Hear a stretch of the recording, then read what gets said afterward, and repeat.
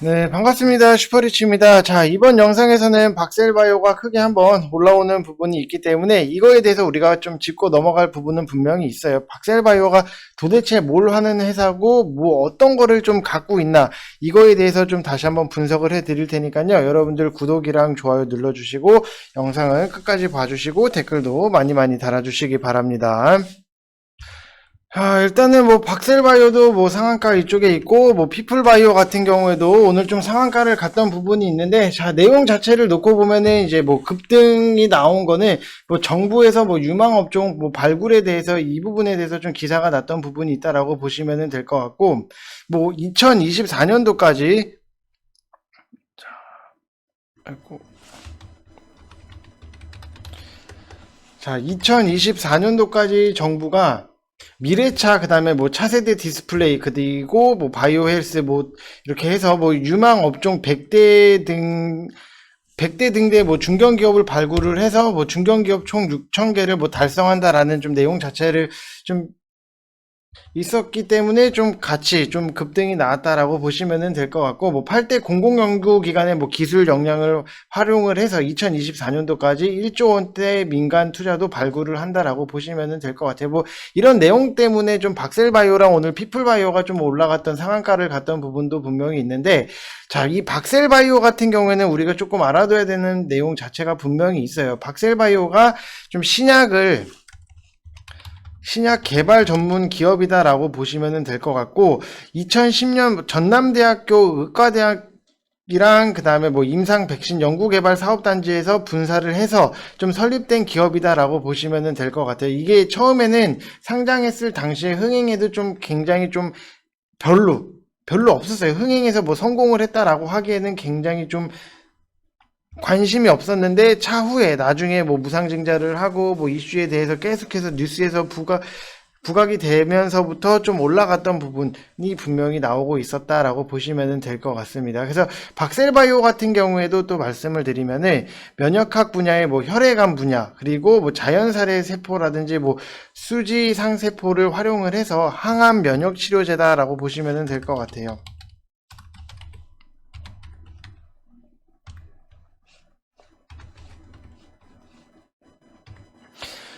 자, 이런 거를 개발을 한다라고 보시면 될 것 같고, 이 박셀바이오가 이제 독창적인 항암 면역 치료제 플랫폼을 기반으로 해서 효과적인 암 치료를 위해서 이제 독창적인 임상 설계 능력도 갖고 있고, 자체 GMP 생산 플랫폼 경쟁력을 갖추고 있으면서, 여기서부터 이제 좀 기사가 나오면서 좀 관심을 받고 무상증자를 딱 때려버리니까 그냥 쭉 올라갔다가 다시 한번 또 내려왔다가 오늘 다시 좀 이슈로 올라갔다라고 보시면 될 것 같습니다. 그래서 뭐 특히 뭐 박셀바이오의 뭐 주요 연구라든지 아니면 개발 과제의 글로벌 기술 이전 수익이 2021년부터 2022년도에 좀 된다라고 좀 전망을 했던 부분도 분명히 있고, 매년 매출액이 개선되고 있기 때문에 2024년도에는 이익이 실현될 수 있다, 좀 라고 보시면 될 것 같습니다. 자, 그리고 우리가 조금 관심 있게 볼 수 있는 부분이, 자,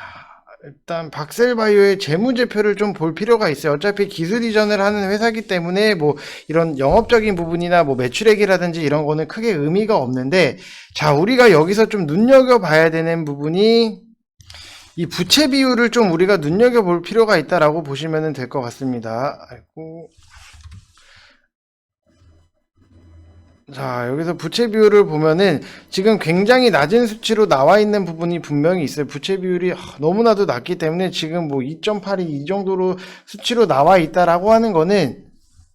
자본의 2.82 이 정도 수준으로 밖에 되지 않는다라고 보시면은, 이 정도 자본이 굉장히 튼튼하다라고 보시면은 될 것 같아요. 부채가 적은 기업일수록 굉장히 이 회사가 안정적으로 운영이 되고 있다라고 보시면은 될 것 같고, 지금 박셀바이오 부채 비율을 놓고 보면은 코스피랑 코스닥을 통틀어서도 좀 손가락 안에 꼽히는 수치는 아닐까, 이렇게 좀 보여지는 부분이 있기 때문에 좀 뭐 재무적인 부분에 있어서도 문제가 되거나 뭐 이런 부분은 전혀 없다라고 보시면 될 것 같고, 여기서 이제 좀 기술 이전을 통해서 매출적인 부분만 조금만 더 이제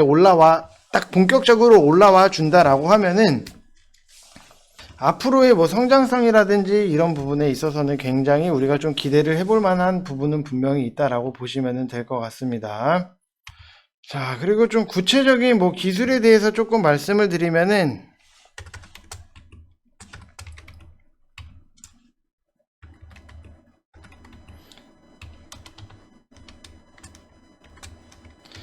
박 NK 항암 면역 치료제 플랫폼을 갖고 있고, 그 다음에 박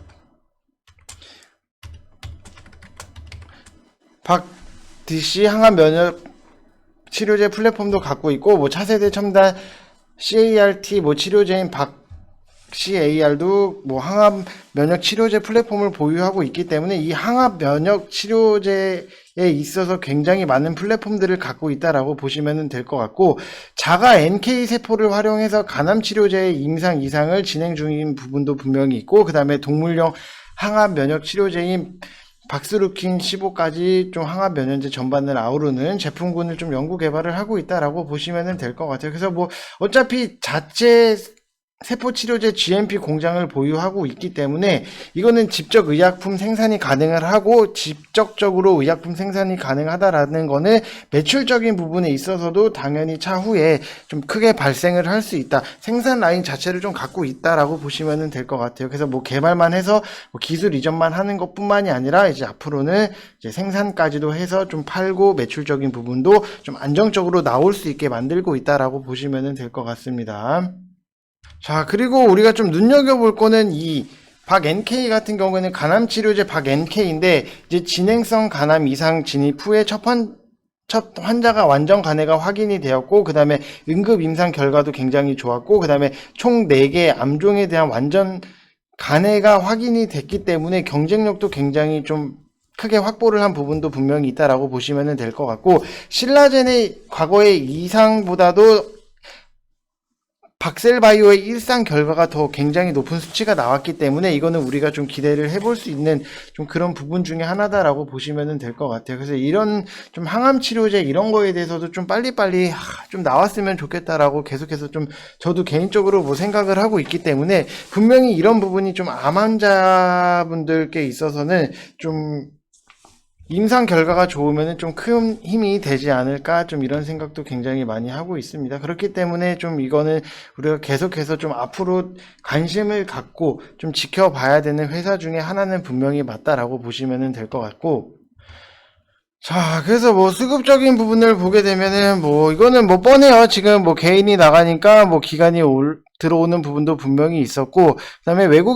기관 외국인까지 동시에 들어오다 보니까는 오늘 주가도 좀 시원하게 올라갔던 부분도 분명히 있었기 때문에, 좀 항상 우리는 좀 기관들 수급에 의해서 좀 체크를 해야 되는 부분이, 바이오 종목에는 특히나 기관들 수급을 좀 우리가 유심히 체크를 할 필요는 있다라고 보시면 될 것 같습니다. 그래서 어제부터 시작을 해서 좀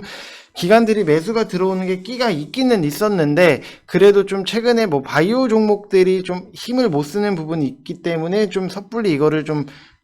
추천을 드린다라기보다도 좀 갖고 있는 사람들의 좀 위쪽에서 갖고 있는 사람들의 좀 영역적인 부분이 아닌가, 이렇게 좀 많은 생각을 하고 있어요. 그렇기 때문에 뭐 지금 당장에 뭐 박셀바이오가 아니더라도 우리가 천천히 뭐 제약바이오 쪽 이쪽이 좀 올라오는 거를 제대로 좀 확인을 하고 좀 보는 것도 충분히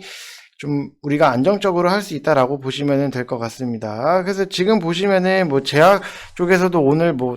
시장 자체가 안 좋았기 때문에, 밀렸기 때문에 뭐 제약 쪽에서도 다시 한번 좀 내려갔던 부분, 그리고 뭐 의약품에서도 내려갔던 부분이 있기 때문에 결국에는 제약바이오 이쪽들이 좀 올라와 줘야지만 지금 뭐 코스닥이 좀 시원하게 다시 한번 올라올 수 있는 부분은 분명히 있다라고 말씀을 드리고 싶고요.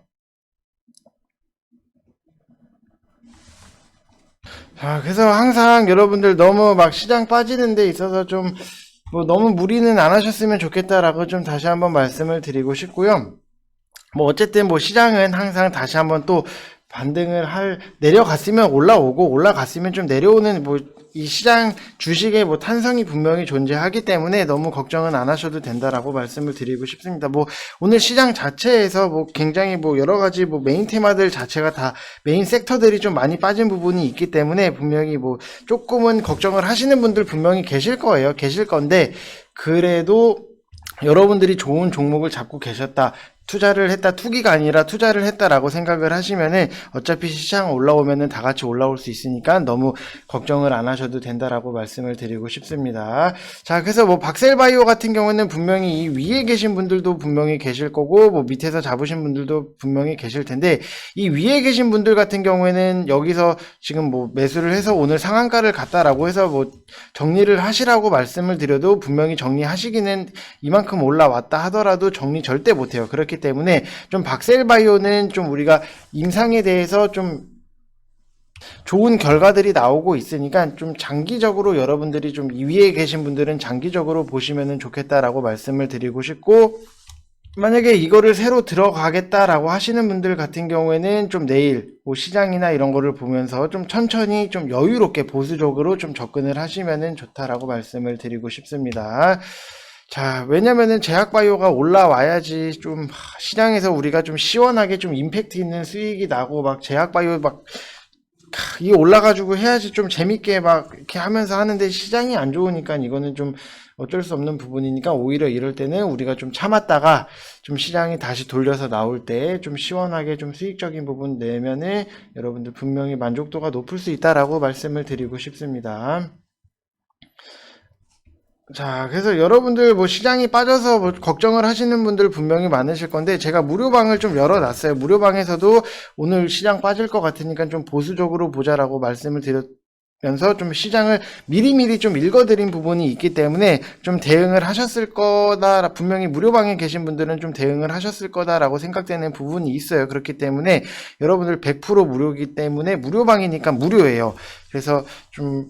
참여를 원하시는 분들 같은 경우에는 이쪽 번호로 성함 쓰셔서 문자 보내주시면 되실 것 같고, 밑에 댓글에다가 저희가 좀